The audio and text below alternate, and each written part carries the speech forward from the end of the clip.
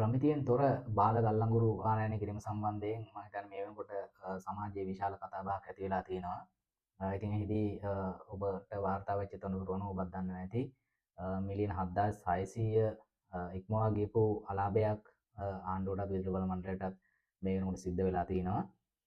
ඉතින් එහිදී ඒ අලාභය වාර්තා වෙන්නේ ගල්ලංගුරු සම්බන්ධයෙන් පමණයි. සමහරවිට අනාගතයේදී එම යන්ත්‍ර සූත්‍ර සම්බන්ධයෙන් සිද්ධ වෙන හානි වල තක්සේරුවක් මෙම අලාභ හානියට වාර්තා වෙන්නේ නැහැ. මිලියන 7600ක ඇතුළත් නැහැ. ඉතින් ඒ සම්බන්ධ තොරතුරු අපිට අනාගතයේදී දැනගන්න පුළුවන්. ඉතින් මේ වෙනකොට මම හිතන්නේ නැව් 7-8ක් ලංකාවට ඇවිල්ලා තියෙනවා. ඉතින් එහිදී නැව් 4ක් ලංකාවට ගොඩබාලා තියෙන අවස්ථාවේදීත් මෙහි පාඩුවක් තියෙන බව පැහැදිලි වාර්තා වෙලා තියෙනවා. ඉතින් මේ සම්බන්ධයෙන් පසුගියදා පාර්ලිමේන්තුවේ විවාදයකුත් පැවැත්වුණා. ඉතින් අපි එහිදී දැක්කේ ආණ්ඩුව මේ සම්බන්ධයෙන් වගකීම ගන්න සූදානමක් නැති බව තමයි අපිට පැහැදිලි වුණේ.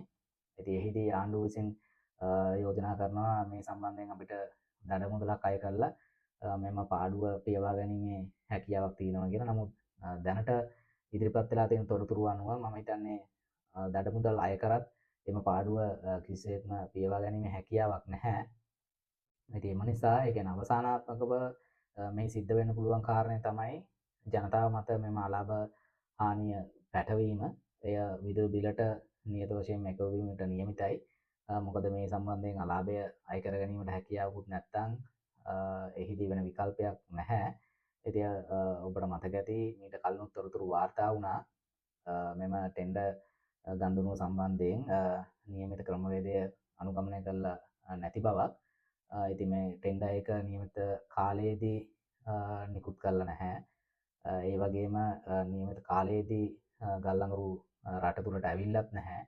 ඒ වගේම ඒ පිරිවිතරයන් වල වෙනස්කම් සිද්ධ වෙලා තියෙනවා කියලා තොරතුරු වාර්තා වුණා.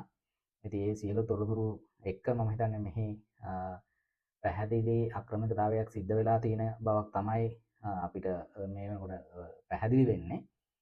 ඉතින් ඒ කොහොම වුණත් මේ සම්බන්ධයෙන් අපි තවදුරටත් කතා කිරීමේදී මෙහි තියෙන ඇත්තරම ඒ කියන්නේ ක්වොලිටි එක කන්ට්‍රෝල් කිරීම සම්බන්ධයෙන් ගැටලුවක් පමණක් නෙමෙයි. ඒ වගේම මේකේ ඒ කියන්නේ දඩ මුදල් අය කරගැනීමේ කොන්දේසි සම්බන්ධ ප්‍රශ්නයක් විතරක් නෙමෙයි. මේක ඇත්තරම සිස්ටම් එකේ ෆේලියර් එකක් විදියට අපි දකිනවා. ඉතින් ඒක නිසා මම හිතන්නේ මේවා අනාගතයේදී මෙවැනි අක්‍රමිකතා සිදු නොවිය යුතු තැනට ආණ්ඩුව කටයුතු කිරීමට අවශ්‍යතාවය තියෙනවා කියන එක ඉතාම පැහැදිලිව කියන්න ඕනේ.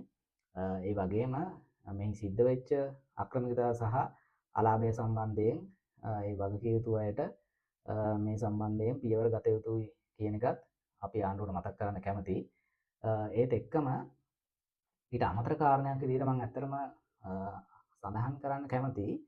අපි මේ පවතින වෙළඳපොළ ක්‍රමය ඇතුළේදී ආණ්ඩුවක් මැදිහත් වුණත් පුද්ගලික ආයතනයක් මැදිහත් වුණත් ලාභය කියන එක හොසි කිරීමේ හැකියාවක් නැහැ. අපි ඒක මම හිතන්නේ තේරුම් අරගෙන පැහැදිලි කරගත යුතුයි. තවදුරටත් ඒක සමාජයෙන් වසන් කරමින් එවන්නක් නැති යන්න අදහස් දක්වමින් මම හිතන්නේ තවදුරටත් මෙහෙම යන්න අමාරුයි. මොකද සෑම අවස්ථාවකම අපි දැකලා තියෙනවා අරය හොරා මෙයා හොරා කියලා චෝදනා කරනවා. නමුත් අවසාන වශයෙන් කවුරුවත් හොරු වෙන්නෙත් නැහැ. සිදුවෙච්ච අලාභ කියලා සඳහන් කරන දේවල් අය කරගන්න ක්‍රමයකුත් නැහැ. ඒවා බොහෝ දුරට ජනතාව මතම පැටවිලා ජනතාව විසින් මේ බර දරා ගන්න එකක් තමයි අපිට දැක ගන්න ලැබෙන්නේ. ඉතින් ඒක නිසා දැන් මම හිතන්නේ අපි විවෘතව මේක කියන්න ඕනේ. ගනුදෙනුවකදී යම්කිසි පාර්ශවයක් විසින් ලබන ලාභය හෝ වාසිය දීමනාවක් හෝ කොමිස් මුදලක් කියන එක වරදක් හෝ අපරාධයක් නෙවෙයි. ඉතින් මම හිතන්නේ ඒක පැහැදිලිව තේරුම් ගත යුතුයි. නමුත් ඒ කියන්නේ අපි පැවති ආණ්ඩුවල ඉන්න අයගෙන් අහුවත් වර්තමානයේ ඉන්න ආණ්ඩුවල අයගෙන් අහුවත් මේ සම්බන්ධයෙන් මම හිතන්නේ අපිට සාධනීය උත්තරයක් ගන්න අමාරුයි. නමුත් මම හිතනවා ඒක දැන් විවෘතව කියන්න අවස්ථාව ලැබිලා තියෙනවා කියලා. මොකද ගනුදෙනුවේදී ඒ කොමිස් මුදලක් කාට හරි ලැබෙනවා නම් එතකොට ඒක කවුද ගත්තේ කියන එක දැන් කියන්න ඕනේ. එහෙම නැත්නම් මම හිතන්නේ මේක තවදුරටත් ඉස්සරහට යන්න බෑ.